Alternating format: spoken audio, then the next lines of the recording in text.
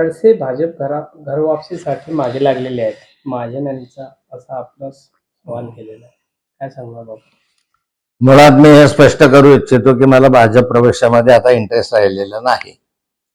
मी शरद पवार साहेबांबरोबर आहे आणि शरद पवार साहेबांबरोबर राहील. भाजप प्रवेशासाठी माझे काही कार्यकर्ते इच्छुक आहेत, हे मी अमान्य करणार नाही. आणि त्या कार्यकर्त्याची इच्छा आहे बऱ्याच जणांची की आपण आता भाजपकडे गेलो पाहिजे. गिरीश महाजन जे आता या ठिकाणी बोलले की मी फार लहान माणूस आहे, ही गोष्ट खरी आहे की गिरीश महाजन फार लहान माणूस आहे, पण मुख्यमंत्र्यांच्या शर्यतीतला माणूस आहे. त्याच्या मतदारसंघामध्ये तसे बोर्डही लागलेले होते. त्यामुळे एवढ्या मोठ्या लहान माणसाशी मी संघर्ष करतोय. गिरीश महाजन हे विसरले की त्यांना राजकारणामध्ये ज्यावेळेस तिकीट मिळत नव्हतं, तिकीट म्हणजे 1995च्या सुमारास हा मतदारसंघ शिवसेनेकडे होता आणि याच्याऐवजी भुसावळ मतदारसंघ घ्यावा असा आग्रह होता अमळनेर किंवा भुसावळ. त्यावेळेस भुसावळ मतदारसंघ शिवसेनेकडून भाजपकडे घ्यावा असा आग्रह त्या कालखंडामध्ये अनेकांनी धरला होता. परंतु मी आग्रह धरला होता की गिरीश महाजन चांगला कार्यकर्ता आहे आणि गिरीश महाजनला जामनेर विधानसभा क्षेत्रामध्ये उभं केलं पाहिजे. त्यासाठी हा मतदारसंघ बदलूया. जो जामनेर शिवसेनेचा आहे तो भाजपला घ्या आणि जो भुसावळ भाजपचा आहे तो शिवसेनेला द्या. परंतु याबाबत आमच्यामध्ये एकमत नव्हतं. डॉक्टर गुणवंतराव सरोदे खासदार होते आणि त्यांनी आग्रह धरला की आपला हा मतदारसंघ भुसावळ फक्त 5,000 मतांनी पडलेला होता, त्यामुळे हा मतदारसंघ बदलू नये अशी त्यांची इच्छा होती. आणि प्रमोद महाजनांची इच्छा होती की हा मतदारसंघ जामनेर मतदारसंघ हा मराठा बहुल मतदारसंघ आहे. त्यावेळेस विनोद तावडे वगैरे सगळे आम्ही हजर होतो.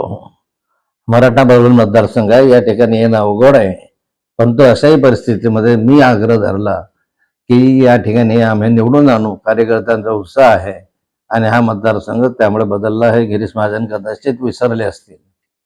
त्यांच्या मतदारसंघामध्ये जोपर्यंत ते मंत्री झालेत तोपर्यंत त्यांना मी सातत्यानं सर्व बाबींनी सहकार्य केलं, सर्वतोशी सहकार्य केलं.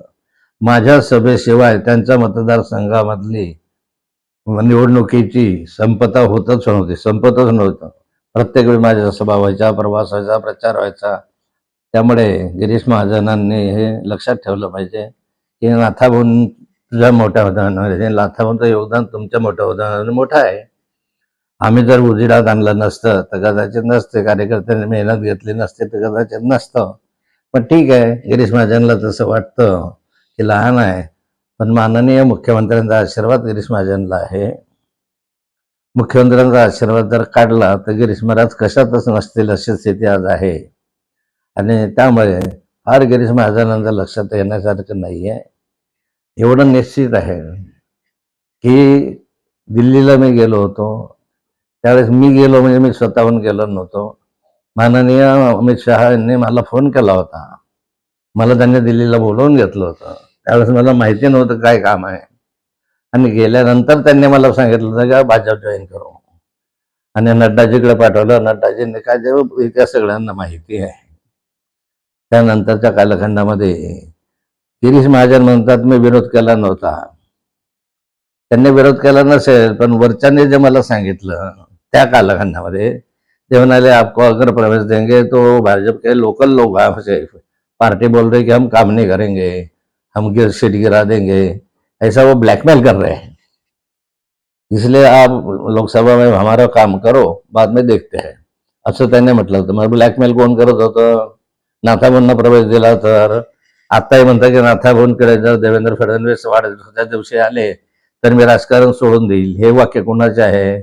अशा अनेक गोष्टी आपण त्या खोलवर मी जात नाही.